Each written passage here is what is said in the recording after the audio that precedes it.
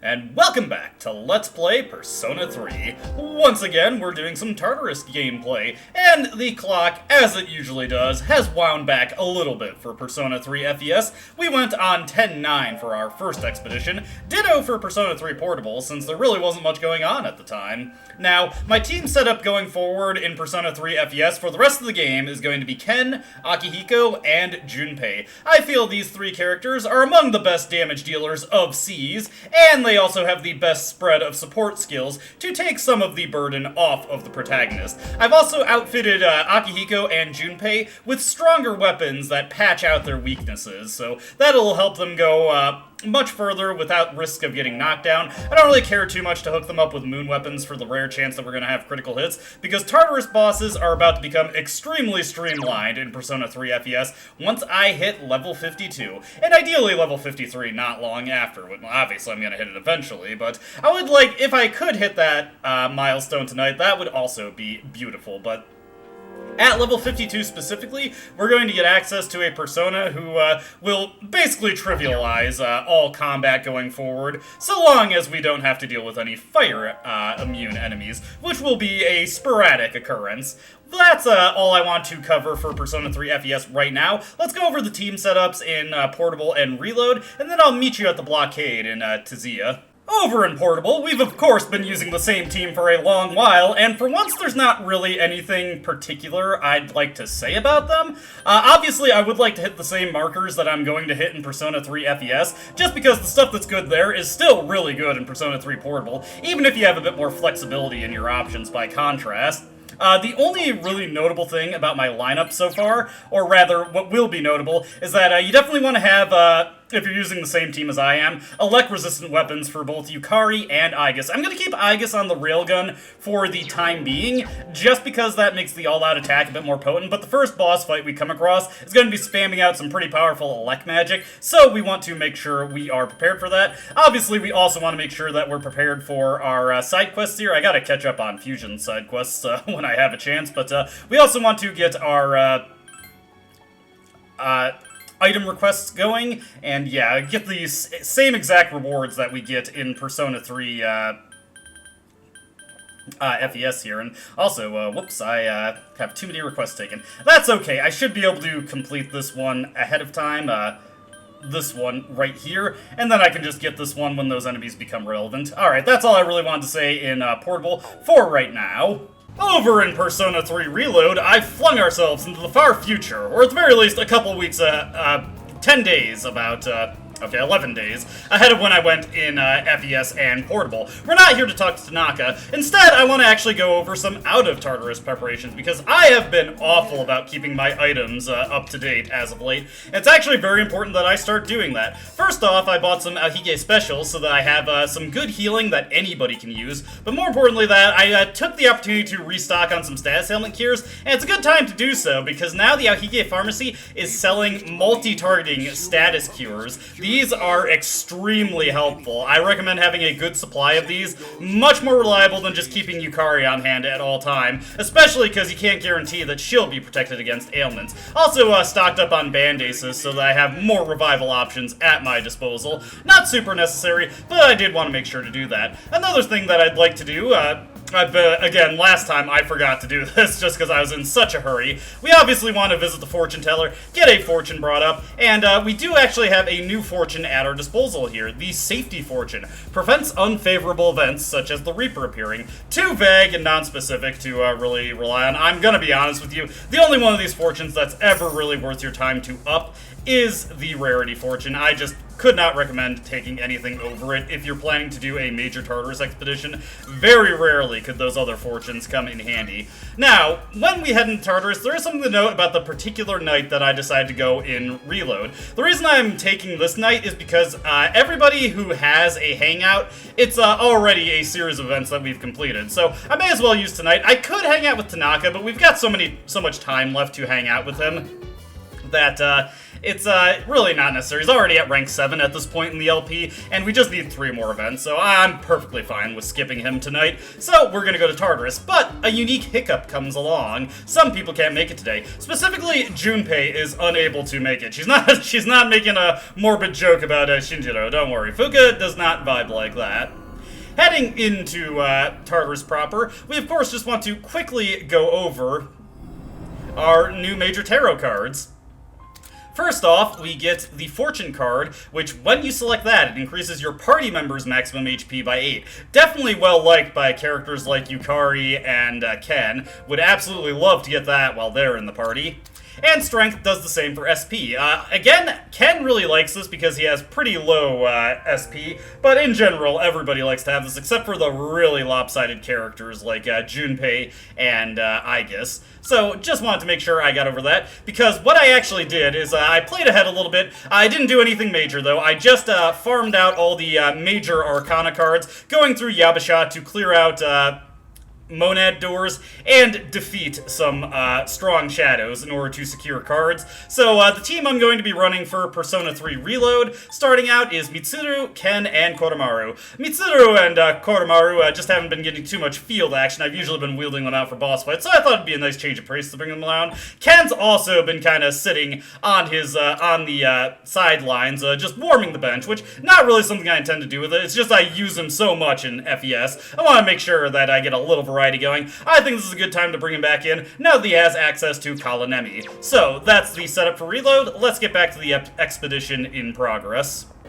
And here we are at the blockade. I really like to just show off these getting cleared for every floor, so naturally we'll check it out in FES. And let's continue on. The aesthetics might not be as impressive for this in Persona 3 Portable, but hey, just to show that we're making progress across all versions. As per usual, we also want to see the path clear in Persona 3 Reload, so take a look at that. Here it is. Please watch out. I don't really like the way this area looks in Reload, all truth be told. One thing I forgot to mention with the preparations that I was doing earlier, Fuka reached level 51 and learned the Escape Plan ability, which allows us to essentially use a Triesto gem anywhere. Not as useful in Reload, since you generally get more one-way teleporters, and of course the game has standard floor jump, but it's handy every now and again. Looks like the shaking has subsided. Is everyone alright? The path towards the staircase has opened up. You can advance further now. We don't know what's waiting ahead, so please be careful going forward.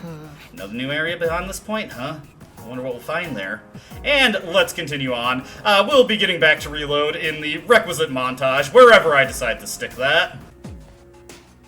Now, heading into the second half of Zia, unfortunately the enemy levels don't crawl up too much. Something seems different about the enemies in that area. I'll check out what's coming up. Might take a little while, though. Oh, as always, Fuka, as always. So the enemies don't level up too much, but the cards we can stand to get are slightly better, so if we can more consistently get wands of around 6 and 7, that is so much the better. And we've got our first new enemy here. I've got my bestiary at the ready. These guys are Visceral Mayas, and according to my notes, they are just weak to all standard elements, so let me mark that off, and let's just blast these guys with something, I guess. I'm still, I'm on Thoth, right? Does he have Cool Breeze? I forget if I fused him with that. No, so I want to switch over to, do I have my Dominion? I do not have my Dominion. I had to chuck a few things in order to get my team, or rather, get my Persona stock freed up for special fusion purposes. I also took the liberty of grabbing the side quests that we need to complete for, the second half of Tizia. Specifically what we need to do is we need to get some golden rings from some mages type enemies who will be after the first checkpoints. We only have to get 3 of them, so it's a little bit better than the Elegant Mothers for the last expedition we had to do. And then we also have to, ooh, there's a 6er over there. We also have to get 2 items from the Strong Shadows for this section of Tartarus. Not bad experience from that, honestly. It would have been like a, what, a 500 base and then multiplied by 2.2x. Pretty good, pretty good. I want to just check out all the enemies here. I've also got a notepad at the ready to note any notable treasure floors. Notable things, of course, of course. These flowing sands, they are just very simply weak to physicals. Something that Nadataishi is just all queued up to knock down. So we'll have him Herculean strike these guys, and that should do us some good. But yeah, I don't know offhand. Okay, Ken's going for the cruel attack. What I can do here is I can just have Akihiko rush. He'll punch these things down. These guys can drop sapphires, one of the components that you need to trade for homunculi. Very important gem to have an excess of when you are getting prepared for the bonus boss of the game. And hey, there's a 7 just like I was hoping. Not sure why I don't have my Dominion. I must have just been chucking things out willy-nilly to free up space. Yeah, that is the unfortunate thing with like long gaps in the recording, is you can't quite remember why you made the certain decisions you did. Well, actually, I might have just fused them off into something else to make sure that I had a particular thing. Yeah, I can't even begin to imagine what my reasoning was, but we've got Nandian. I do want to find something that has Cool Breeze that can fuse into the Magician Arcana, so I will need to keep that in mind. Let's check this out right here. Just some more visceral Mayas there, nothing too special. We'll check this out here. Another nice thing about those guys being weak to everything is I don't have to worry too much about having the correct persona. And several new enemies here. Let's see, we got Death Seeker, which is weak to light, which makes my lack of... See, I want everybody on full sport. But that makes my lack of Dominion right now a little unfortunate. And then we got these Liberating Idols over here. These guys are weak to ice, which, conveniently, I do happen to have Black Frost still in the stock. He's not the best thing that I could have for this situation, but he is an option, so may as well use him while I got him, right? We'll go for it. Let me just take a closer look at my notes here. These guys are, specifically the Death Seekers, are not resistant to wind, so I can whack them with P-Ball and still deal some pretty good damage. Okay, those guys are down, and then we'll just take a quick swing at this guy. Not too bad, not too bad. Ken prefers to go for the cruel attacks on down targets when he has the opportunity. It's not a bad source of damage. There we go, we got that guy scanned in. Akihiko's just gonna go for the Mazionga here, which is fine enough, although it is unfortunate that he missed. And Junpei is more than capable of just whacking this guy to death. We've got some powerful weapons at our disposal, and they honestly trump any kind of single target weapon that Junpei can use at this particular moment in time. I could take Rangda for, well, reasons, but I think I'm gonna shop around my fusion options. But yeah, I got a notepad at the ready to make sure I can keep note of any interesting treasure floors that I may come across. We'll take a look at this here, one of the rare instances of a single, a shadow crystal. Alright, this is indeed a floor I want to take note of, 141. Shadow crystal, or 140, whoops, gotta already update my notes there. Shadow crystals are a piece of vendor trash that sell for a pretty good amount of money. I want to say it's like 300k those sell for, something decent. Alright, got my first level up that I'm hoping to get forward tonight. When I get a wand card, we're usually getting around 1,000 experience, so it should only take roughly 10, probably closer to like 11 or 12 encounters though, in order to get to that, just because I can't guarantee that I'm gonna get the thing that I really want to have. Can you go up a little higher? I'm having trouble sensing what's ahead. Oh, Fuka, your dialogue is so repetitive here. You gotta have something else you can say. Yes. My skill level has increased. You did good, kid. Anyways, I got a, ooh, nice, and one for Junpei as well. I got a Karama Tengu off of that last encounter, giving me a bit more fusion options, because my stock is pretty light at this point. Where are these guys weak to again? Right, ice. Yeah, since I don't have the scan, I just can't quickly refresh my memory on that. It'll be a little bit before I internalize all these weaknesses, but... yeah, I would actually really like to get some money within Tartarus itself right now, not just getting by on vendor trash, which is already something that's quite a bit less effective in Persona 3 FES. I would really like to see it if I could actually get some cash to play around with the compendium a little bit. It's so difficult to do in this version of the game. And what do we got here? You know what? Actually, we'll take that Rangda.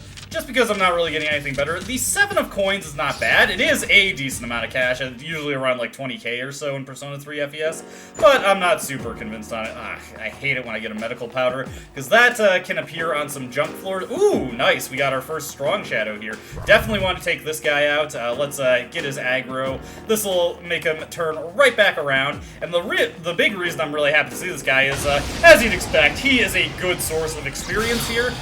And it is an enemy that you can probably pretty easily guess what it is weak to. Let's see, Thoth should have access to the Zeo skills I need to send this thing flat on its ass. And indeed he does. These, Scarlet turrets, very, very easy to deal with, and our all-out attacks are absolutely cracked at this point in FES, so it shouldn't take us too much effort to take these guys down. We've got 2 elect casters past the MC here, and Ken goes for a normal strike. That is okay. I would have preferred he knocked it down with Zeo, but he kind of just, yeah, didn't get the card there, but I did get 1 red armor plate, so we're already halfway to finishing off that quest. My skills have improved. Nice. Akihiko is going to pick up another really good... Oh, you gotta be kidding me. Double medical powders? That means I can't mark this floor off, and I can't mark it as something valuable. That is the worst possible luck you could have on a potentially good floor. I sense something, but I need time to determine exactly where it is. Please be careful. Well, I suppose getting 2 chests that are like just 3-figure yen payouts is also pretty bad. Got another new persona to pick up here. This is Lachesis, I believe. I always forget which one's which. Yeah, this is Lachesis. Or Lachesis.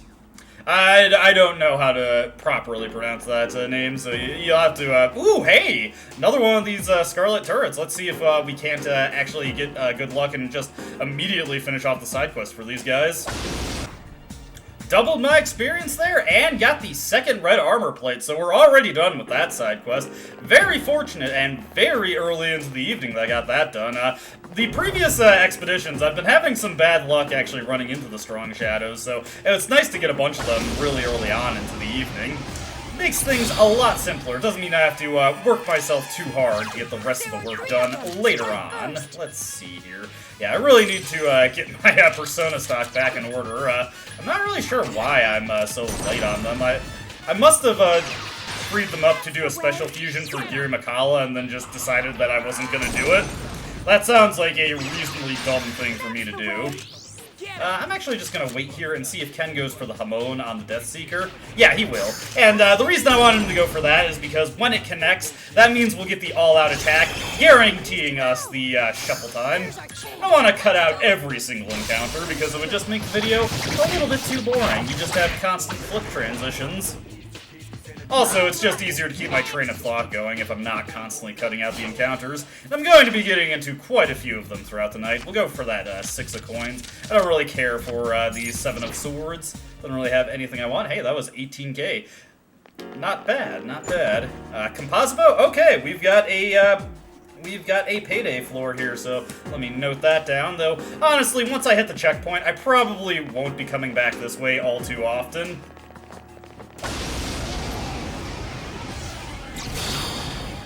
Oh, I was gonna just let my thoughts trail off there and come back. These Order Giants here, they are weak to ice skills, so once again, our Black Frost just comes in clutch. But yeah, what I was gonna say is I don't really plan to come back here just because, well, you can potentially get, like, better runs of payday floors if you start from the previous checkpoint. That's actually not what I wanted to see there.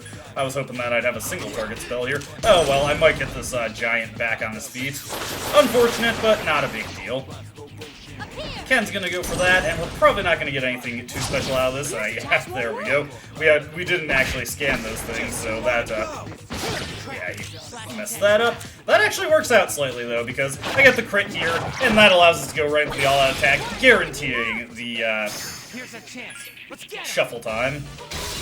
But yeah, when you go back to the previous checkpoint, obviously you have to work your way through the earlier floors, because the 3 or 4 floors with just complete junk on them. Then you can get into the floors that you actually want. Ooh. I'm gonna take that Vascular. I do need to expand my options a little bit if I want to fuse the thing that I actually want to fuse. I would love to fuse with Cool Breeze, but because of my current situation with equipment, or rather money, I might not be able to actually manage that. And I want to fuse it before the boss. But I really would like to have it with Cool Breeze, but again, like, it might not be in the cards. Huh? There seems to be a strong presence nearby. Let me double check that. But yeah, I plan on using it to just absolutely dominate the boss that's coming up. Yes, yes, yes. My skill level has increased. That is still one of my favorite voice lines in Persona 3 FES. Doing quite good on experience so far. Nice, we got a chest and the stairs in pretty close proximity to each other, so I can figure out what we're dealing with on this floor right away. Nice, nice. Beautiful work, Junpei. Hey, there's another chest over here. If we're lucky. Nah, odd morsel. I figured it was probably a junk floor. It was looking like we had a couple payday floors in a row, so not surprising that this one's garbage. So let's just move on there. Doing quite good on finding all the enemies that I want to find. I think there's one more in this section of the block that I need to locate at this point. There's a strong presence on the 146th floor. Please be careful. It's actually remarkably close to where we started. Not taking us too far out of our way tonight, and My skills have improved. good on ya, Akihiko. Actually, let's take a look at Akihiko. He was pretty close to learning his next skill, and he's gotten a couple level ups throughout the expedition so far. Let's see, is that level 46? Alright, one more for Matsurunda. The reason I want to pay attention to Akihiko's levels going forward is he's got a very, very good skill on the horizon that I'd like to see. Let me, speaking of things on the horizon, alright, about halfway to a level up there, so I do need to double down and get into a few more encounters, so let me just get back to work on that. As soon as my level goal is in sight and we're just on the cusp of reaching the boss floor, I'm getting bad luck with the wand cards. Always happens, always happens. The very first thing that happened when I went to a new floor in Reload is that a greedy shadow showed up. Now we're gonna see if I can actually successfully guess this guy's movements, but I'm not gonna hold my breath on that. Let's see if we can get him. Like I said, I'm pretty sure the first one you get is guaranteed regardless of what you take. We should definitely chase after it. It's always worth it to chase after it. Remember that if you at least call one thing correctly, you get a little bit of treasure, even if you, ooh, I saw a glimpse of it running away from us. I'm pretty sure it went that way. Let's go.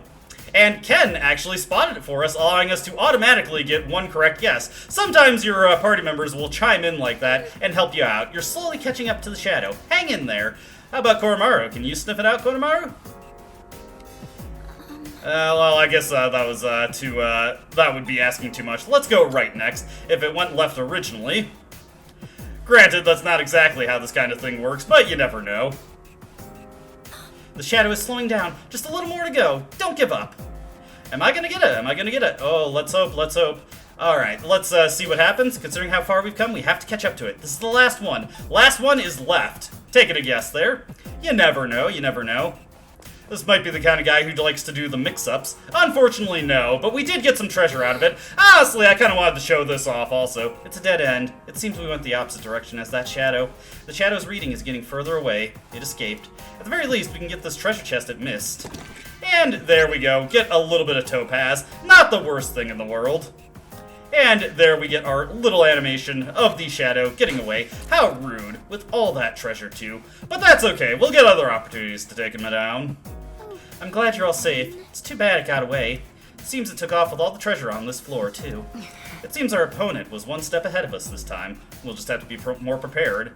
Oh, but it seems the shadow dropped something while running away. Let's check it out. And there we go, the rest of the treasure we were promised. At least now I have a full grasp of this floor's layout, thanks to us chasing it down. I'll guide you to the stairs. And I believe all the treasure is rated once that's done, so yeah, I can just go on. But there is a strong shadow in a rare form, so you know what? Let's get to that. Starting things off for the enemy montage and reload is the strong shadow for this section of Tsuya. And I'm gonna assume this guy is weak to elect, but let's see here. I just want to think about how I want to approach this. Definitely don't want to get careless. We'll have Koromaru fire off a Nagan on him. Remember that we fused that knife for him that gives him darkness boost, so now he's got some pretty potent damage at his disposal. We're going to take a guess on this guy being weak to elect, and hope I'm right. And indeed I am. There we go. Beautiful stuff, beautiful stuff. We're gonna need a bit more power than that to take him out, but we'll see what we can scrounge up here. One thing to note is now Ken has his Divine Intervention Theurgy. So when I have that online, I have a way to just fully bring my team back to fighting form, and as well, it gives us a very, very good buffer of defense. One thing to note is that we do not have Ken's characteristic yet at this point in the Let's Play. Very unfortunate thing we're just going to have to roll with as we go throughout the Tartarus tonight. Ken's characteristic is very, very helpful for stymieing his SP consumption, so that is a bit of an unfortunate thing that we're just going to have to deal with, and unfortunately this does seem to be the best source of elect damage I have, so we'll just hit him with that. It's going to be a slightly arduous battle, but not one I'm too concerned about. Okay, going for the concentrate there. He's mostly fire spells, right? Yeah, so I think it might be a good opportunity. He's going next. Oh, damn. Let's definitely do this. Just take him down with that. And since he's got fire skills, what I actually want to do is I want to pass it over to Ken, and we are actually going to have Ken, he should have it, yes, hit Mitsuru with Makara Karn. This will essentially nullify her fire weakness, and Koromaru is immune to fire. The protagonist is at full HP with Rakukaja in effect. We should be fine from this. Unfortunately, the damage bounced back, and him actually did really good, and most of us dodged. Wow, that was perfect. Love it, love it. Don't always get to see that kind of thing happen. There we go. This should be a slightly more potent all-out attack this time. You gotta really treat these strong shadows like they're boss encounters in and of themselves. As we saw from the last expedition, you would do not very well to not take these guys seriously. Since we have it on deck, may as well have Mitsuru use his Theurgy. Your Theurgies are no good if you don't use them, so make effective use of them when you're in a situation that calls for them. There we go. Beautiful damage there. Very good card from that shuffle time, growth 3. Note that I'm already in Arcana Burst, as previously mentioned. Unfortunately, no Justice card, but I did get the Fortune and Chariot cards, plus the Strength card, so a bunch of HP and SP boosts there. Also got the Devil card, which is more important for our long-term profit prospects. And just bringing it back to this, growth 3, very good. I don't even have to trade for that anymore. I'm definitely going to start duping that once I get out of here. Over here, we've got our, what is this, our rare form for this block of, or this section of Zia. I'm gonna just have this bounce right back at Koromaru since he's immune to his own spells anyway. No reason not to. I guess we're just going to fire off random spells at it and see what hits it. It was putting up Makara Karn, so odds are good that it's mostly vulnerable to magic, possibly even weak to something, though I'm not gonna hold my breath on that. As we go deeper and deeper into the game, rare forms are going to have less and less vulnerabilities like that, so you gotta be mindful of that. Oh, hey! What do you know? Lucky us, lucky us. This should deal some pretty good damage just straight into the all-out attack there. And with the Devil Arcana, I really do want to be winning these fights as often as possible. Nice, nice. That makes this a lot easier, actually. Koromaru should be able to deal some... you know what? What the heck? Let's check out Hound of Hades with a Dark Boost in effect.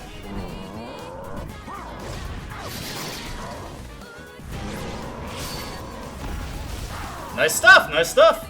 Not the best showing of it, especially since he doesn't have any other buffs in effect, but still good enough. Let's see here. Anything good that I can take from this? I'll just take this money right here. Alright, so yeah, that's what I wanted to show there. Oh, and check out the 2 sumptuous coins. Very nice. And Ken has Tetrakarn. You keep looking for moments to cut, and it's just not coming. Alright, first enemy we're running into, and unfortunately it's not something that I have in the bestiary that I've downloaded, so that's a bit unfortunate. Liberating Idols. I definitely need to get a cleaner one of these. They're not weak to slash attacks, so let's just have Koromaru throw some stuff out and see what happens. It's never a bad thing to just try and guess. Were they resistant to that? Okay, we don't want to hit them with ice, since they have ice skills. More than likely, they are immune to that. We'll go with, actually, let's go with wind, because Ken can cover that. We'll have Mitsuru just throw out a Neuro Slash. Okay, they're immune to that, so probably Elec is what we're looking for. Mitsuru has a Neuro Slash as a little bit of coverage for physical attacking now. Every once in a while, she might also get a crit with that, or just confuse the enemy outright. There we go. I was kind of figuring it would be Elec, but, you can just never say for certain with Persona 3, Persona enemies in general.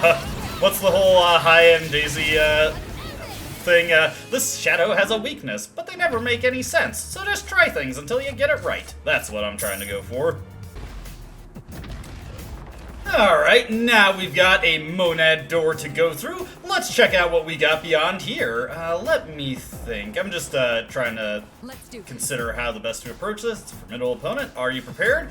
Yeah, I think I should be good. I think I'll just stick to Kukulin, get the Matarikaja up on everyone, and then also have Mitsuru Rakunda. Always a good idea to do that. Let me see here. What do I want to do to start this out? We'll just have Koromaru hit it with Aegon. If that just gets bounced or whatever, that's not a big deal. And indeed, it gets bounced. That's okay. I'm not super pressed about that. And we're actually in pretty good standing there. That's a little scary for Ken, though. But I have a plan. So you notice how Ken just has his theurgy already up. You know what? Why don't we show it off for the first time? His Divine Intervention skill. Let's just get to his turn, and let's check this out. Won't let anyone else die.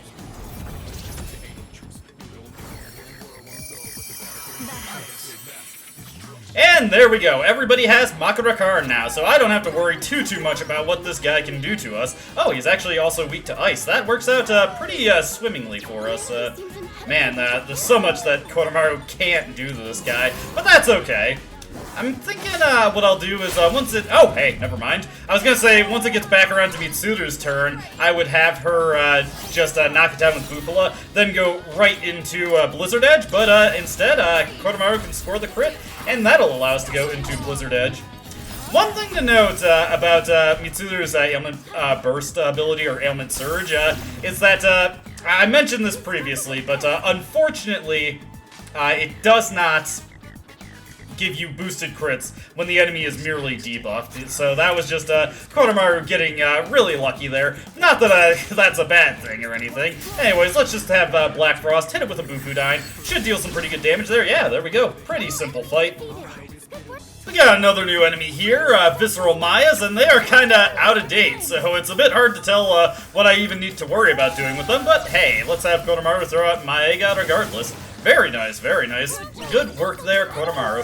As always, I want to try and stick to passing to the Protag, since he can just take advantage of Life Aid to keep himself topped off for the entire expedition. I am going to have to dedicate my SP restoratives that I have in stock to Ken and Koromaru a lot of the time, because they just have such narrow pools to work with. They're going to be running out very fast. Next up over here, we have Growth Relics, and these guys seem to be a little bit out of date. Just check their skill list, and they have Wind skills, so odds are pretty good that that is something, or rather, that's something they're resistant to, and maybe Elect skills is what I'm looking for. But again, without a clean bestiary, just some guesswork involved here. Not a big deal, though. Let's just go for it. Okay, so not Elect skills there, unfortunately. Let's see, what haven't I exhausted? Let's just hit it with a Pierce attack, see if that does anything. That's not gonna work, but next turn we will just be able to scan it outright, so that's fine. We don't have anybody on our team who is vulnerable to wind skills. Well, I mean, the protagonist could potentially... I was just thinking, is it strike skills? Not the most preferable thing for us to run into, but hey, I can occasionally get crits, right? I can hope for them anyway. Here comes another Magarula, and yeah, just nothing going there. We completely shut that down. Go for a Neuro Slash here. Not so much for it's the best damage Mitsuru can do, but it does give her a chance to crit every now and again, and I'll take those. Alright, looks like we're just gonna have to get over the protagonist and hit these guys with a strike thing. Let me check my assists here. That can't be the best striker that I have, can it? I should look through this and just see, is that indeed the best striker that I have? That is indeed the best striker I have. Whatever, Neko Shogun, here we go. Take him down. I'll have to pull something else out of the compendium, or just create something new, honestly. Ideally, I can get a new persona eventually that'll allow me to just broaden my fusion options. I'll probably take the next one-way teleporter back once I see one in order to create a striker. And we got another guy over here, Death Seeker. I'm gonna take a wild guess and say that this guy is weak to light skills, so why don't we make effective use of one of these Zyanga gems I have? I mean, I suppose I could fish for the crit with Getsue, but I'd rather just go with something that I know is guaranteed. Those gems are gonna serve no purpose if I don't make use of them, and indeed, there we go. Beautiful stuff, beautiful stuff. Unfortunately, I just traded out Neko Shogun in order to get an Osei for fusion potential, so I might struggle to actually put these guys away. Let me just check everything here. I think what I'll do is I'll go for Okuni Nishi here, and let's just go for a Deathbound. This should deal some pretty good damage. Yeah, there we go, that's fine. And then we can just finish it off with some normal strikes here. Go for a Getsue, which probably not stronger than Deathbound at this point in the calendar, but it's good enough. Got another new enemy over here, Hakuro Musha, which has once again been demoted from its previous position on the enemy hierarchy. So we can just hit it with death skills outright, and then probably finish it off with a single auto attack. Not too threatening if you get the first strike on it, particularly because this version has much less HP than the strong Shadow version, so makes things pretty simple to deal with. Sometimes you complain and the game helps you out there. I just got 1,800 experience off of that fight. Alright, let's get this guy's attention. Have I found a treasure on this floor yet? So much is happening, I can easily lose track of that kind of thing. Let's just go up onto the central section of these stairways and see ya can break aggro, although it's a little inconsistent compared to the corner staircases. In my eagerness to get through that fight, I forgot to set Ken's tactics properly. Ooh, nice. Okay, we've got another payday floor here. I'll mark this down just in case. I do like to be able to take note of these things and give better information if I can. If you're more inclined to grind these floors out than I am, I'm not particularly keen on doing these floors, so I'm not really going to bother, but you have the option. I will not stop you from doing that. Let's see here. We need to hit this guy over here. Yeah, there's one more enemy type that I have yet to run into. Yes. My skill level has increased. I'm hoping I can say the same there soon, Ken. We're getting there. Once I've gotten to the level up that I want to reach, then I can just focus on getting to the boss floor, getting my preparations done. This is a flowing sand, so not anything new, but whatever. Luckily, Nandi also has twin shot, so I can just use that to quickly knock this thing on its ass, or not. Okay, never mind. No, Ken! His own power worked. Oh my god! We're getting... What's going on here, fellas? Come on! Stumbles are by far one of the most annoying things to have to deal with most weapons in the game. It's one of the reasons that bows are one of the better weapon types to just stick to with the protagonist, because you never have to worry about stumbles happening if you miss with a bow. Since the experience is going to be so low on this, I'm actually going to take the coin card there. Get about 30k, not bad, not bad. If I can get more from this chest. Hey, 40,067. Not too bad, not too bad. I better use a quick shot of Mei Diorama here to make sure everybody's topped off. Fortunately, if you have Divine Grace in your skill list on one persona, and you use Mei Diorama with another, you still get the Divine Grace bonus when you use Mei Diorama in the field. Let's hit this guy. Hey, there we go, the level up that I wanted. Now, like I said, it would also be nice if I reached level 53. And the reason I care about these specific level thresholds is because we are now finally in the range where we can fuse... Well, let's see, dodge wind, what the hell? Let's see what it goes to. We're finally in the level range, cool attack is whatever. We're finally in the level range where we can fuse some of the ultimate personae that we've been unlocking. Specifically, level 52 allows us to fuse Cert, who is incredible, one of the best personae in the game, and level 53 will allow us to fuse Thor, who has a couple of skills that I really care about, so we'll definitely want to get those two made. Let's see, medical powder, so I can't write this floor off just yet. Maybe I should, but what the heck, against my better judgment. We're about to get into the boss fight, so I may as well do a little bit more searching. I'm the man. Just gotta let them say their piece. Always, always, always. Let's see. We're getting kind of deep into this floor, honestly. I don't really care that much. Like I said, I'm not gonna grind these floors out. It's just too time-consuming to work your way back to them. So I may as well just move on to the next batch of floors and get working with what we have in the second half of the Zia. I'm always kind of like, I have a hard time finding a way to name these Tartarus blocks, like the second section of the block after we initially enter the block. I sense 3 shadows in the middle. Please be careful. It would have been nice if the game actually gave me a term I could use here. Anyways, we've got a boss fight coming up, and this one, there's only one preparation I really need to make for it, but let's get that taken care of and then get into the fight. For our first order of business, we're going to turn in the red armor plates that Elizabeth requested. To defeat shadows carrying this type of item must have been difficult. Not really. By the way, occasionally you may encounter shadows that resemble things in your world. Be aware that they may share other similarities beyond their appearance. Please accept your reward. And for that, we get Spirit Bracers. These are a very nice accessory. They will allow you to survive fatal damage. I believe these are the variant that have Enduring Soul that actually allow you to survive a fatal blow and come back with full HP. Very, very nice if that's the case, but I'll definitely take a look at them to make sure I'm not saying that for the wrong thing. Next up, I need to do some fusion to see if I can get the Man of the Hour.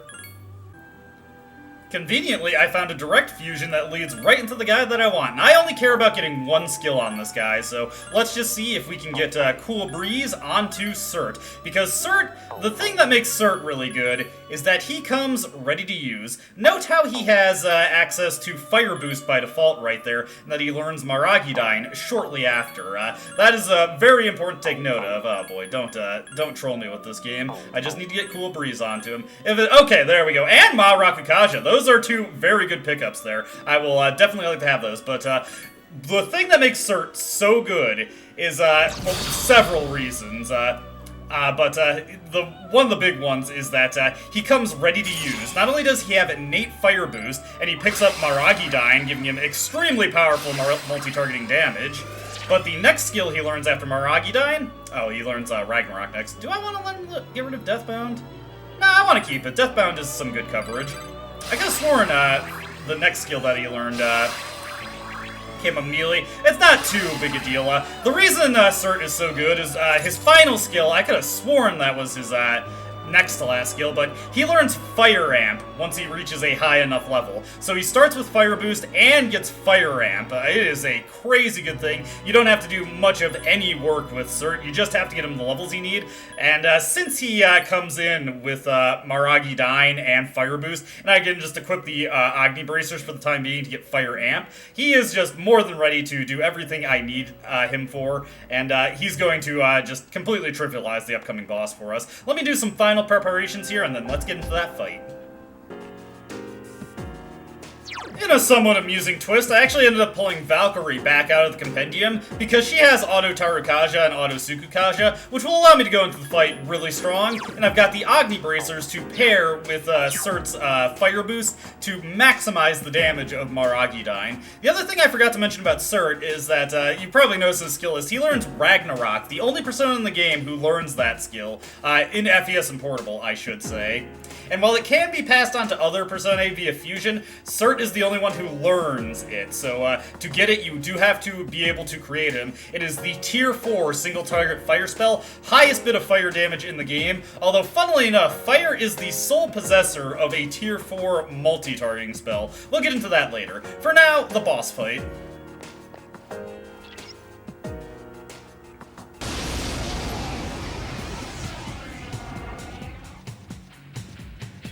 This is a tough one. Watch each other's backs.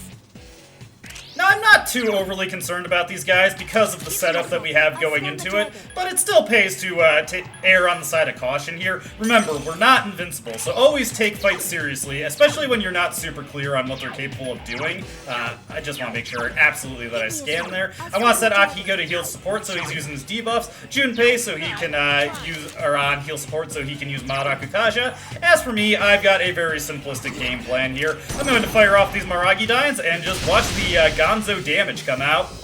He's got some Zeodynes here, which obviously not much going against Akihiko. Yep, and the Hell Knights. That just lets us know what these guys are vulnerable to, and because Ken is not going for his D-ball there, that lets me know that these guys are resistant to wind skills. Akihiko, unfortunately, does not have Matarunda at this point, or if he does, he's being dumb and not using it, so that's okay. I'm not overly concerned about that. Once Junpei gets Marakukaja onto the party, we should be pretty set to go. none of the damage coming out from these guys should be too scary. The main thing that would be kind of scary, I will have Junpei go back to attack, assuming these guys are not vulnerable to, or are vulnerable to slash skills. But the only thing I'm really concerned about, because they're using elect magic, is that we do have to be wary of shock coming out. Shock is guaranteed crits for them, so anybody hit with that is going to find themselves in a pretty bad way. Ken's doing surprisingly good damage with those cruel attacks. It's a very... there we go, there we go. Called it, called it, called it. Oh, he does have Matarunda. He really was just being really dumb.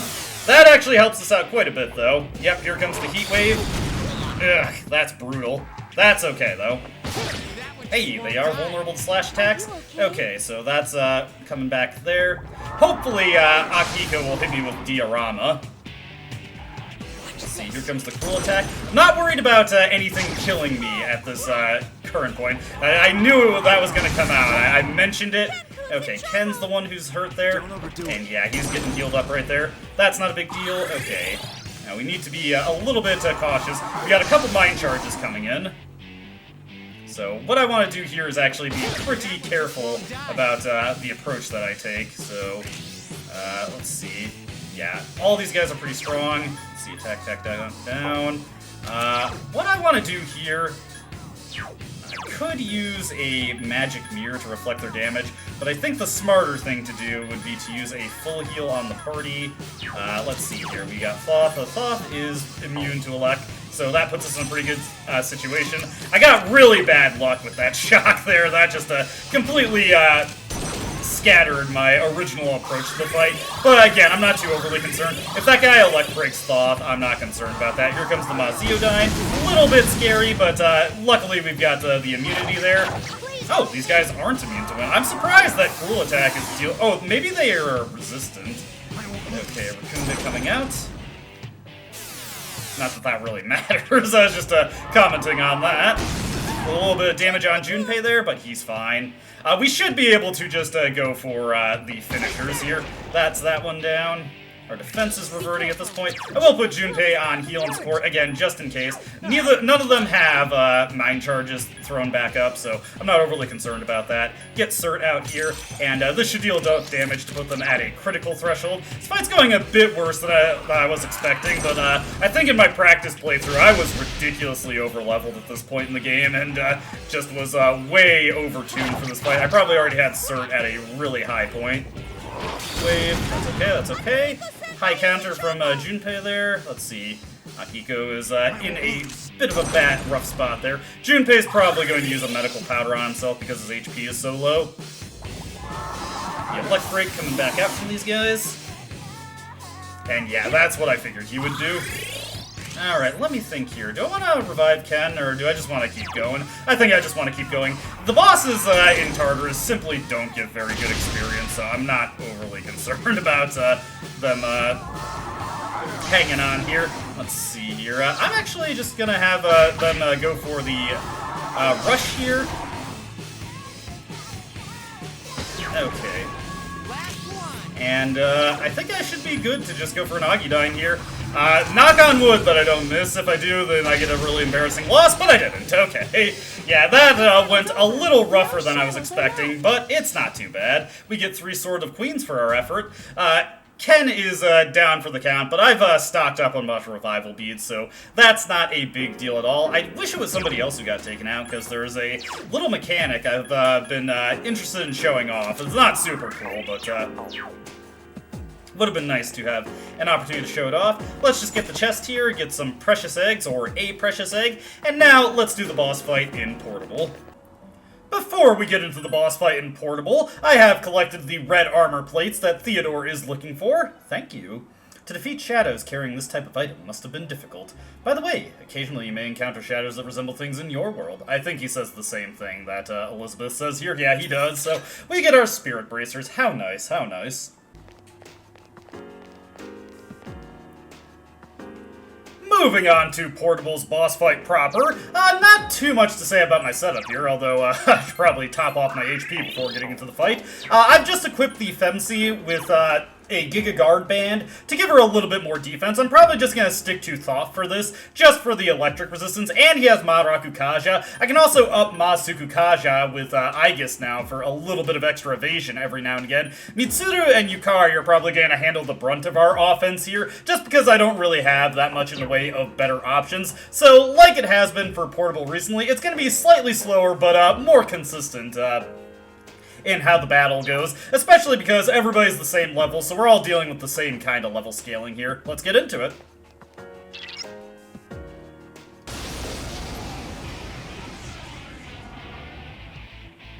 This is a tough one. Watch each other's backs. Alright, just in case I send Aegis into Orgia mode, I'm just going to scan these guys, though I might actually just have her mostly stick to staying player controlled, just so I have that option of getting Ma Sukukaja up. We're going to up the Ma Rakukaja, as we usually do. Always a good idea to get your defenses shored up. I would switch to Rangda in order to do a Ma Tarunda, but unfortunately she is weak to elect skills, so that would be rather unwise to do. Create a lot of vulnerability for my protag. Even though we don't lose a turn guaranteed, it's still a lot of damage to have to deal with. And we'll just have Yukari also hit Magarula. Or rather, use Magarula as her offensive option. Yeah, even though Yukari has a pretty decent magic advantage over Mitsuru, the fact that she's not able to stack buffs like Mitsuru can, or rather, not able to stack the supports or the boost skills like Mitsuru has. Mitsuru's working with Ice Amp and Ice Boost. Yukari is only working with Wind Amp, so her damage is just gonna be fundamentally lower than Mitsuru's, provided I'm giving Mitsuru the Agni or the Varuna bracers at this point.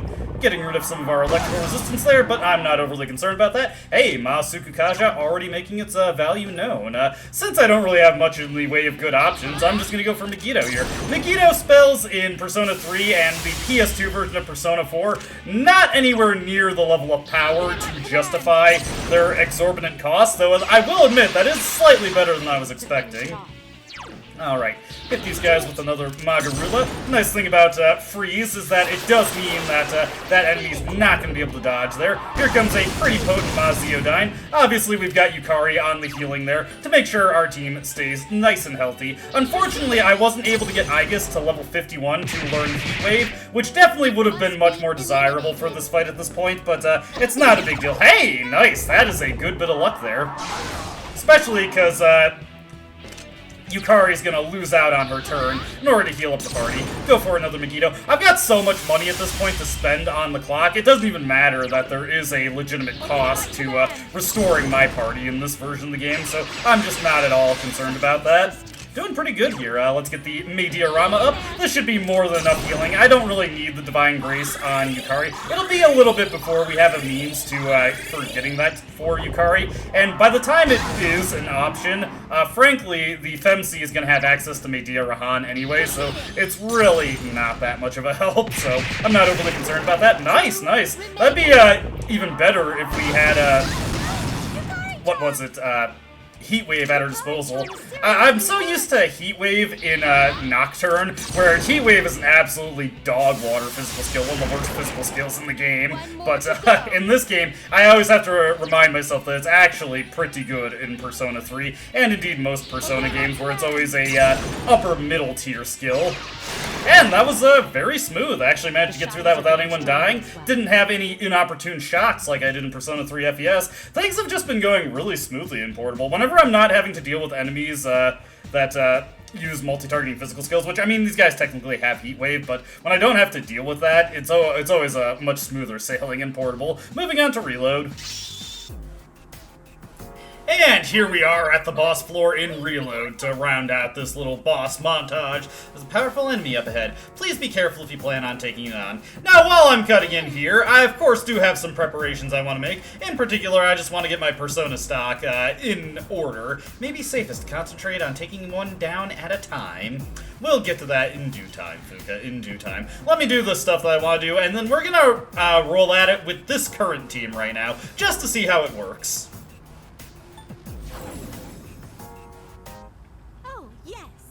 Oh, and Elizabeth is asking me about something. Tartarus appears to have a special little guest today. In between its jaws, it clenches a fragment that emits a curious blue light. Should your curiosity get the best of you, perhaps it'd be best to pay this guest a visit. I believe it will likely be on floor 128. Well, off you go. Alright, looks like we've got a little kitty interloper in Tartarus. I better go look for him when I have the chance. Speaking of blue gems, Elizabeth gives me 5 Twilight Fragments, which I'm kind of in desperate need of those, so I'll take them. Not exactly what I was hoping to do, but I better grab this little guy before I forget about him. I'm getting a faint reading of a living thing. It could be a person, so please try looking for them. Like how they tell us that, even though we see it right on the screen. Alright. Huh?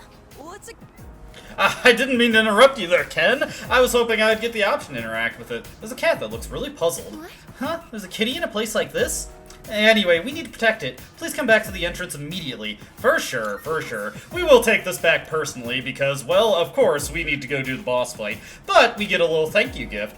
It's a bit damp, but I think I can still use it. And 5 more Twilight Fragments. Could definitely use more of those.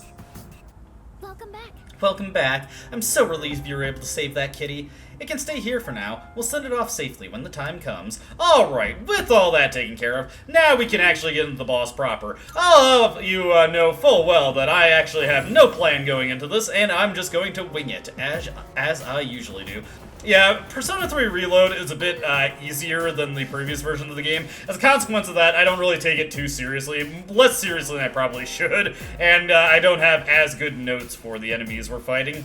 The enemy is strong. Please make sure you're ready before fighting. I'm always ready, Fuka. Who do you think you're talking to? Let's do this. Stay alert. The enemy's powers are unknown. This, ideally shouldn't be too big of a deal, but again, we better take it seriously. I'm just gonna have Koromaru always open with some kind of multi-targeting move. I'm never really too worried about stuff being bounced back at Koromaru, just because he's immune to both of the things they can throw out. Those Marakukajas are a little annoying, but not a big deal. Note that Mitsuru does not have access to Marakunda yet, so our best option for dealing with that, okay, they drain that. Here comes a Bufu Dine from them. Fortunately, we don't have anybody who is innately Ice Weak going into this fight. I'm going to have the protagonist buff up everybody's attack. We're just going to take this nice and slow here. I'm also going to have Ken use a Deikaja to get rid of that Marakukaja there, or I would have him do that if he wasn't shocked. Okay, that's kind of obnoxious. Just something you gotta deal with every now and again. Luckily, this is where the multi-targeting stat cures come in. So let's see, it is the Vita G bottle. Now I can just throw these out, and there we go. The shock is gone. Would really, ooh, boy, that's getting kind of nasty. Fortunately, I should still have Deikaja on Kukulin here, so just get rid of that, no problem.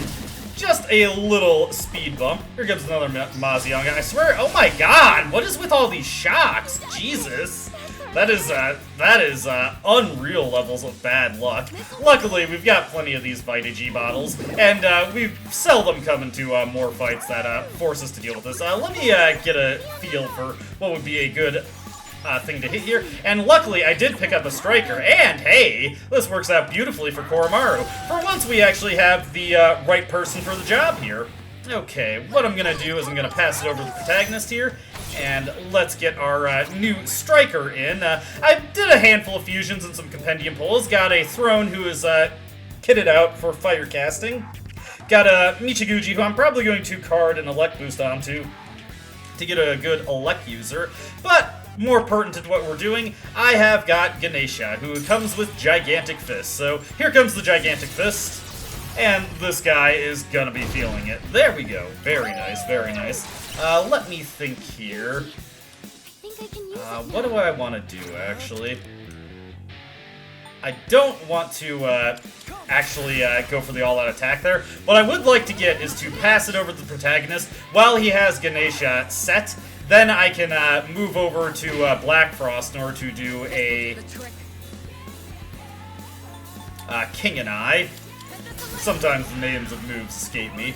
Mitsuru, oh, I should actually check to see if I had an Ega gem there. I could have passed it right back to the protagonist. That Dizzy is actually a little fortunate, though. Hey, speaking of the protagonist, let's see. This is not the exact configuration of guys I want to be on, but luckily for us, Black Frost still has Maega at his disposal, so we can use that to knock these guys down, then go in for the King and I and get some pretty solid damage, I think. Far more solid damage than what the all-out attack would do for us. All-out attacks are kind of passe against, like, genuinely tough fights at this stage of the game. Motorcycle in the background, as per usual. That was pretty easy. This guy's gonna concentrate at this point, but he's kinda not really gonna have anything going for him, so I'm not overly concerned about that. Just to err on the side of caution, though, always a good idea to throw up a Makarakarn on the protagonist when something like that might be thrown your way. Remember, he's the only one where if he dies, that's it for us. So let's just make sure that is not a concern. We'll have Kodomaru go for the Getsue here. If he gets a crit, that's cool. If he doesn't, he doesn't, and he didn't. Let me see here. This guy isn't, yeah, he's not immune to ice. So actually, no, let's hit him with Rakunda. Then we'll pass it back on to Ganesh, and then we will finish him off with a quick gigantic fist. I do have to be mindful that I could potentially miss this, but I didn't, and that's exactly the kind of thing that I set up the Makarakarn for. So, there we go. We've still got other things to do, or things to finish up in other versions of the game, but we'll do a quick wrap-up here, and then we'll meet again in Reload at the next boss fight. How does it feel to be back in action, Amada-kun? Great, actually. Thanks for asking, Fuka-san. I'd like to thank you as well, Zeller-san, for letting me on the front lines. I want to get even stronger so I can help make things easier on everyone else. Hey, looking forward to it, Ken. Thank you very much. Just watch me. I promise I'll follow through. By the way, Amada-kun, I caught a glimpse of you from behind just now. I think you might have gotten taller. Really? Maybe it's because of all the milk I drink. Okay, Zeller-san, shall we get going? Man, Fuka just knows how to make that kid's day. Anyway, before we return to wrap up in Persona 3 FES, let's grab the treasures here, of course get our free Balm of Life, and then pop the lock on this chest with all these new Twilight fragments we've got, and get a Hero's Cape. Ken, let me look at it. Let me look at it. I will always gripe about that. I absolutely can't stand that. Let's see. Null's Confuse reduces physical damage. I think Null Confuse is actually pretty good, and that the defense boost probably makes it a wash with the physical resistance, so I think that's worthwhile. Alright, let's wrap up in FES, and then we will probably have another montage of things, or we won't, in Reload, plus another boss fight. Back in FES for a quick montage of things. I do just want to go over what happened, or rather, some miscellaneous things, probably some new enemies. Obviously, I'm continuing on to the next checkpoint, but I want to mention, now that Akihiko has Matarunda, his next skill, Fistmaster. This is a weapon boosting passive. This boosts his punch damage with his equipped gauntlets, gloves, whatever he's using, by 25%. Not 50% or, God forbid, double, as you might see posted on other places of the internet. It is a 25% bonus, which is still quite good, because weapons are actually pretty useful in Persona 3 FES and Portable, so this subs in for his Sonic Punch skill, making his punching power with his weapons way better. So it's actually pays to have good gauntlets for Akihiko going forward. He hits really hard with them once he has that passive. Level 50 is when he'll get it. And here's another new enemy, the last one that I wasn't able to find, the Solid Castles. These guys are weak to wind, so of course I'm just going to have Cert blast them with fire. Yep, no, that works pretty effectively too. Get used to seeing that, especially once we get out of Tartarus and I can do a little something with Cert. And we've got some new enemies here. Well, one returning enemy, Hakura Musha, has already been downgraded, and we've got Conviction Swords. Like the previous guys, these guys are weak to wind, but once again, I'm just going to blast them with fire because that is effective. I'm not too concerned about them surviving this. Occasionally, they might pull out a dodge there, but it's not a big deal. Our team will be able to just blast them down. I bet you... Oh, okay. I'm surprised that they did not drain that. Honestly, I think Junpei would be better off. Of course. Junpei would be better off just using his regular sword swing at this point. His single targeting moves are quite weak. But yeah, nothing too complicated there. What an easy win. There are 3 of them. Strike first. We got a couple new enemies here. We've got Regal Mothers. Let's see, they nullify Ice, Light, Drain, Wind, and are weak to Alekan Darkness. The growth relics in the back there are weak to strike skills and drain wind skills. Of course, both of them are equally vulnerable to being lit on fire, so I think I'll just do that real quick. Yeah, that's pretty good. After that battle, I got to level 53, allowing me to fuse another good thing tonight. Very glad to see that. Since I forgot to mention it earlier, Spirit Bracers are not the variant that fully revive you. That variant comes later. These ones just give you the Endure passive, which lets you restore or revive with 1 HP when knocked out. Incidentally, this is actually a item produced by a persona, specifically Titan. This is the one time in the game you can get an accessory that's otherwise produced by a persona without actually having the persona produce it. Just a fun little bit of trivia there. Another new enemy here, we've got Minotaur 3. This guy nullifies strike skills and repels ice, but is otherwise completely vanilla in his resistances. Really, I don't have anything that's too great against him, but, you know, he doesn't shut out fire here, so that is a perfectly valid way to try and take him down. Here comes a Suyanga from Akihiko. Junpei is unfortunately tired, so he's gonna be slightly a liability going forward. Let's see here. This guy will get an opportunity to go, and I do want to pay attention. He does have ice skills, so I want to be mindful of that. It would actually be in my best interest to switch off of Cert if this guy gets an opportunity to go. Let me see here. Just looking at my other options that are somewhat similar to Cert. Do I have anything that walls out ice? Obviously Black Frost. We'll just switch to Succubus. Let this guy get his attack off. I'm not too overly concerned about it. If Akihiko had his weakness still, that would obviously be a concern, but he does not, so I don't need to care too much about that. Oh, hey, this guy has Regenerate too. How interesting. Poor Junpei. But it's not too big a deal. Generate 2, much better for the enemies than it is for you, since they have in excess of 1,000 HP sometimes, so that can actually work out pretty well for them. Tiredness is beginning to cascade, which is unfortunate because I have not come across the enemy that drops the items that we need, but we'll see what happens. If I become tired myself, I do have to actually think about how I want to approach encounters. I can't just blunder through them anymore.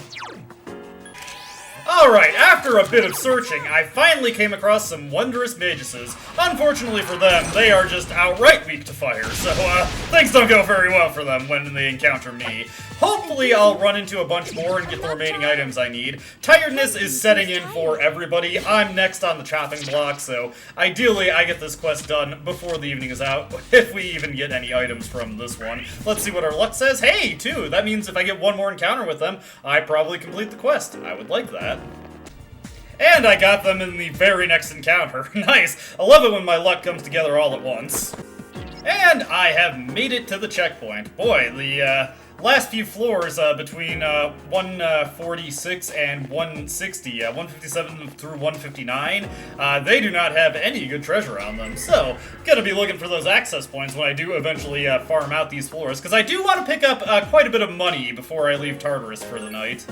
So that's something I'm going to have to do on my own time, but it's also not going to entail any fighting because my core team is just completely ditching me right now, and I'm not in any condition to really fight myself. If this was Persona 3 Vanilla, I'd probably be willing to run that risk, but not Persona 3 FES. Let's get into the Velvet Room and take care of some final pieces of business. You seem to have completed a request. Just a moment while I check. I see you brought 3 gold rings, as I asked. Thank you. The Wondrous Magus is a tough foe, is it not? Not really. And yet, you still have managed to fulfill my request. As my master says, it seems you have unlimited potential. Please accept your reward. And get a huge boatload of cash, something I'm really going to need, because the other reason I really care about Cert is that he is a valuable weapon fusion. I want this Cert to be recorded in the record, so the actual Cert that I'm going to be pulling out of the compendium a couple times is going to be a lot more expensive, 473k, and I definitely want to wait until I get my fusion business done with him before I move on to my second phase of my plan with Cert. That all being said, we've got a couple other fusions we need to take care of. Thoth, you have served your purpose, but what I want now more than anything is I want Thor. Thor is amazing. He also picks up Elec Amp. You can't see in his skill list there, but he starts with Zeodyne, has Vicious Strike, which is a powerful strike-based move, even stronger than Deathbound. Automataru is just great. Elec Amp, Zeodyne in tandem, just very good stuff. And there's another particular thing about Thor that makes him really good to have, so we definitely want to fuse him. Let me just take one look at Thoth growth. Is there any skills on here that I potentially care about? You know what? I actually do kind of care about growth too, so I will refresh until that gets in there. The rest of that, it would all just be icing, and not even particularly good icing. Just nothing that I care too much about. Get that growth 2 on there. There we go. Pretty interesting spread considering he's an elect type. Well, actually, no, he's a strike type inheritance. No, he's got to be elect type because he wouldn't be able to inherit magic at all otherwise. Thor, you're making me uncertain of myself. But yeah, Thor, very good. He is the second half of the Thunder Call spell that we've been waiting so long to perform for Elizabeth. So very nice to have that there. Elec Amp is coming. I didn't see what skill was going to change there, so I'm not going to let it go. It would suck to have Auto Matador get rotated out. Unfortunately, he's going to be one level short of getting Elec Amp. But with Growth 2 in effect, he'll be gaining experience bit by bit, and when I pull him out as I need him, that'll help him ever so slightly more. Now next I'm going to take this Hokuto I got, I'm going to fuse it into this Komokuten I got to get Throne. Throne is, well, I'm just going to fuse him here, and we're going to see the really interesting thing that he picks up if you're able to fuse him with a maxed out Justice Link, like we just so happen to have right now. Now, Throne is a pretty standard light caster. He comes in with Mahamon and innate Hama boost, so he's pretty good at clearing crowds out. He picks up Rakarmdra, which fully heals your party, but sets you down to 1 HP. Not a good idea in this game.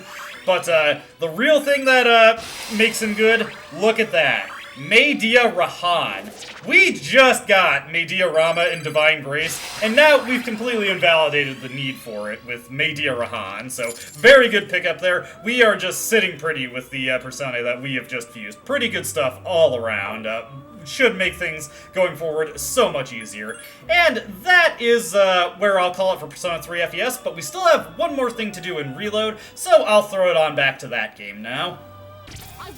And resuming with Reload, our first order of business are these Flowing Sands, which, like the Flowing Sands in Persona 3 FES, mostly just weak to physical attacks, so pretty easy to take, very easy layup for an all-out attack there. Over here, we've got some Order Giants. These guys are weak to ice, so I think what I'll do here is, we'll have Kodomaru throw out a Getsue just to see if it works, and indeed it did.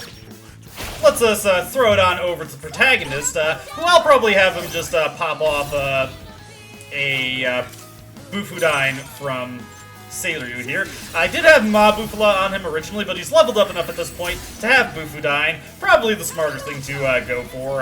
With Life Aid just constantly restoring my SP, I'm not too concerned about running low on that.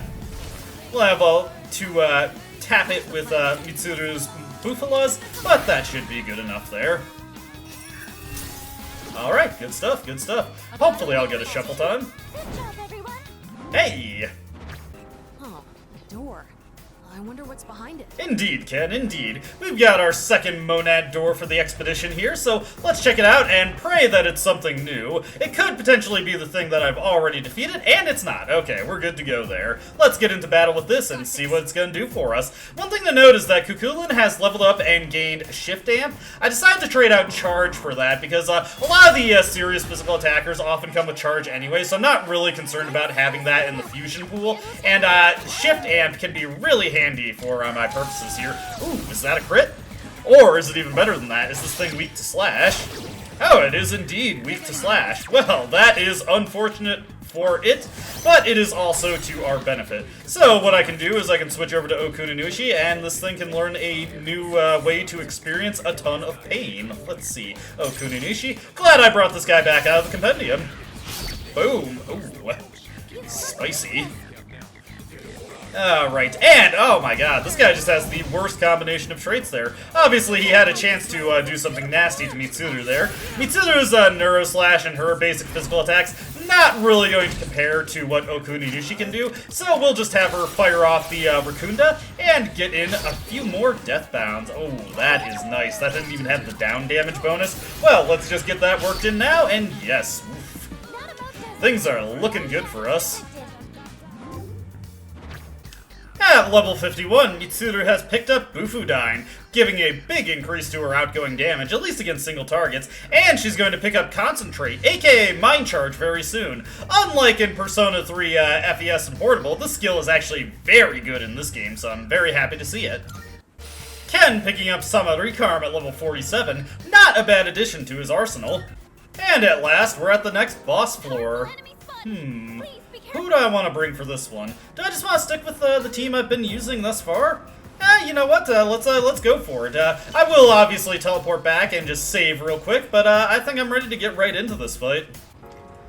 I did take an opportunity to check my fusion options, and this fight is actually going to be pretty important for me, because once I'm done with it, I'm going to be able to fuse something very good. So that's, I'm looking forward to that. Let's get this guy pounded into the dust. The enemy is strong. We are stronger.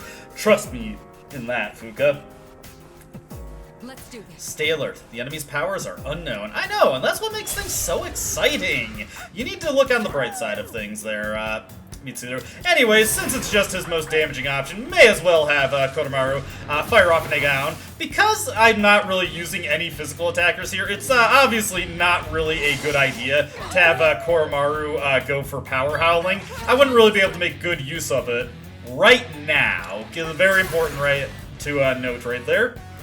Let's hit this with Rakunda. I'm going to start with my usual rigmarole of getting my buffs up, just not worrying too much at the start here. Because it has Blade of Fury, we do actually want to err slightly on the side of caution, because remember, any critical hit this guy gets could just be a disaster waiting to happen, particularly with random hit moves like Blade of Fury. Okay, no weaknesses to speak of, so what I'm actually going to do here then is I'm going to have Kodomaru just go for some Getsues until we have a better way to set up here. Oh, hey.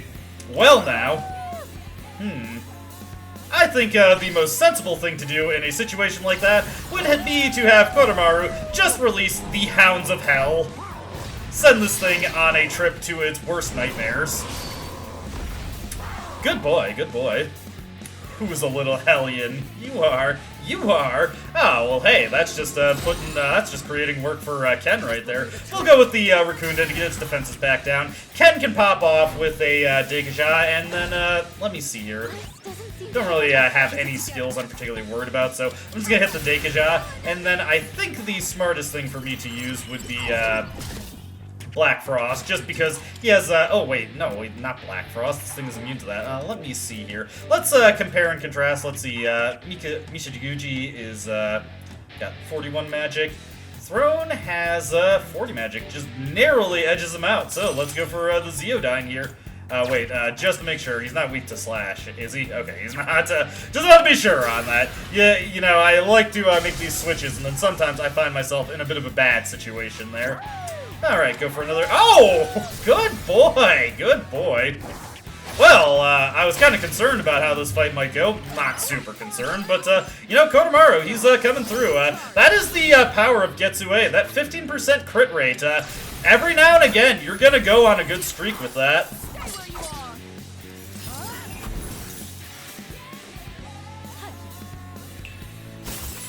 Excellent work, Mitsuru. Would have been nice if that thing was vulnerable to freeze. Possibly it is, I just don't know for sure. Alright, that was beautiful. Getting a bunch of level ups there. Oh, did I not get what I was hoping for? Let me see. I don't care about Mamudo. Let's get that. Soul Shift might actually work out pretty decently for Kodomaru. Kodomaru seems to be panting heavily. Did that last battle wear him out? Oh, do you want to turn back? Kodomaru seems to be on board. Heading back is probably the right idea. Actually, this is where we're going to be ending the video for now. Obviously, I don't want to overload you with too much Tartarus all at once. Let's grab our rewards here. I've got a bunch of incenses I've been stockpiling. I really should start using them. I'll get to it eventually. Let's pop the locks on this chest and get aristocracy. Mitsuru, that looks like a fine weapon. Would you mind if I use it? I want to see what it does. Again, gripe, grapple, grapple. I try not to be too bad about that. Let's see. Oh, this freeze boost is redundant with the fact that she already knows that skill. So, you know what? For once, I should just give that to her. Or I could give her the Flame Barrage, which gives her Auto Sukakaja.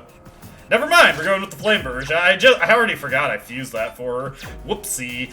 There's long breaks in the recordings here, so it's easy for me to forget stuff like that. But I think we've done enough for this one video. As always, I hope you enjoyed watching, and I hope to see you in the next one. Until then, though, goodbye.